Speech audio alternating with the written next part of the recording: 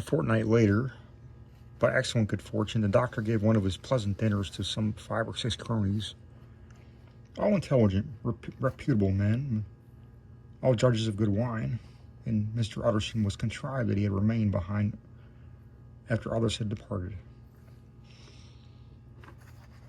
This was no new arrangement, but a thing that had befallen many scores of times.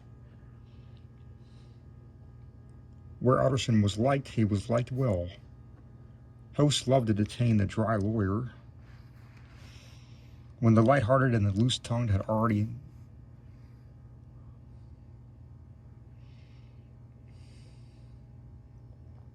their foot on the threshold, they liked to sit a while in his unobtrusive company, practicing for solitude, sobering their minds in the man's rich silence after the expense and strain of gaiety. To this rule, Dr. Jekyll was no exception, and as he now sat on the opposite side of the fire,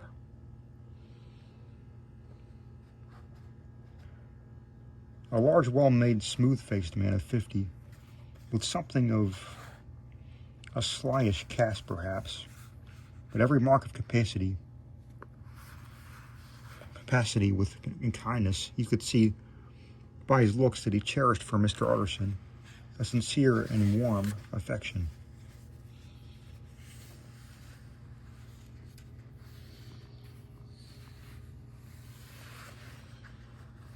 "I have been wanting to speak with you, Jekyll," began the latter.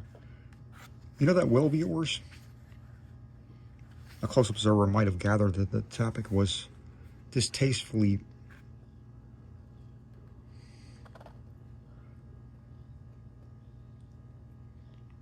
but the doctor carried it off gaily. "My poor Utterson," said he, "you are unfortunate in such a client. I never saw a man so distressed as you were by my will, unless it were by that hide-bound pendant. Lanyon, at what he called my scientific heresies. Oh, I know he's a good fellow. You needn't frown. An excellent fellow.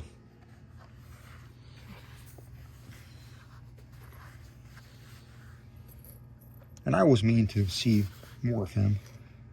But a high-bound pedant, and for all that, an ignorant, blatant pedant.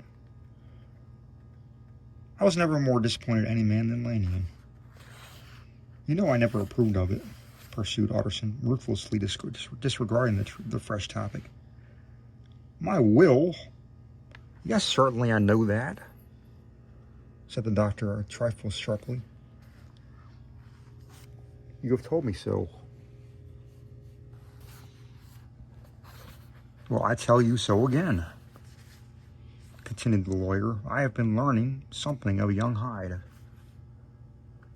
The large, handsome face of Dr. Jekyll grew pale to the very lips, and then came a blackness about his eyes. "I do not care to hear more," said he.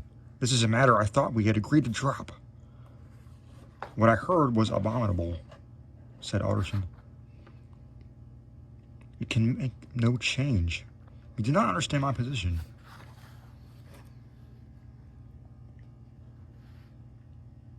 Returned the doctor with a certain incoherency of manner. "I am painfully situated, Utterson. My position is a very strange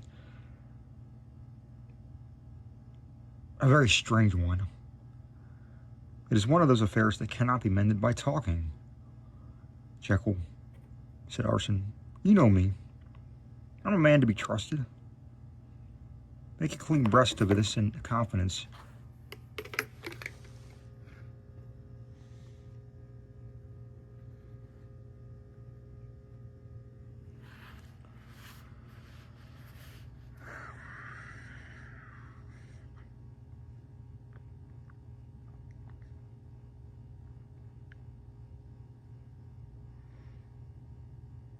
And I make no doubt I can get you out of it." "My good Utterson," said the doctor, "this is very good of you. This is downright good of you, and I cannot find the words to thank you. I believe you fully. I would trust any man. I would trust you before any man alive. I, before myself. if I could make the choice. But indeed, it isn't what you fancy.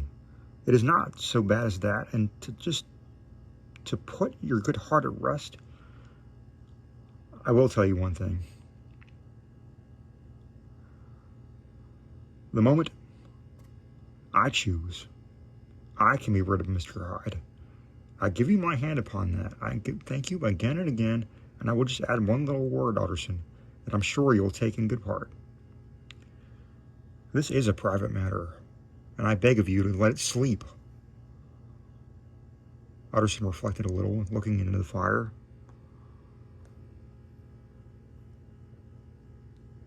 I have no doubt you're perfectly right, he said at last, getting to his feet. Well, since we have touched upon this business, and for the last time I hope, continued the doctor, there is one point I should like you to understand. I have a really great interest in poor Hyde.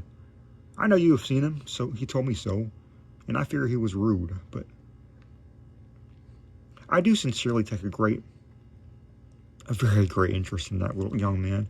And if I am taken away, Utterson, I wish you to promise me that you will bear with him and get him his rights for him. I think you would if he knew it all. And it would be a weight off my mind if you would promise. I can't pretend that I shall ever like him, said the lawyer. I don't ask that, pleaded Jekyll, laying his hand upon the other's arm. I only ask for justice. I only ask you to help him for my sake, when I am no longer here. Utterson heaved an irrepressible sigh. Well, said he, I promise.